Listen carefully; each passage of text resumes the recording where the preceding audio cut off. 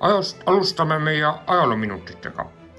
Täna me tutvustame teile küll mitte kahjuks Tallinnast pärit, aga Šveitsist pärit tinakannu, mis pärineb aastatest 1700 kuni 1725 ja on valmistatud Šveitsi meistri Giovanni Tommaso Tonietti poolt Vallise kantonis Šveitsis. Teose saab atribueerida kannu kaanel oleva meistrimärgi järgi ja selle kõrval näete te veel meistrimärke ja suuremad tähed tähistavad siis omaniku märki.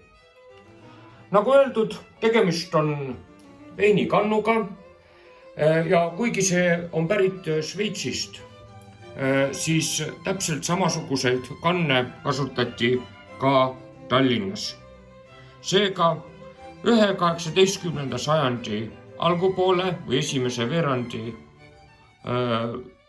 Tallinna tinameister võis valmistada täpselt samasuguse kannu. Kannul on ilus paatina ja ülaosas sangal 2 tammetoru.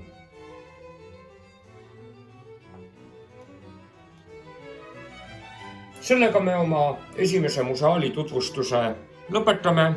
Minu nimi on Karu ja jääge kuuldele. Aitäh!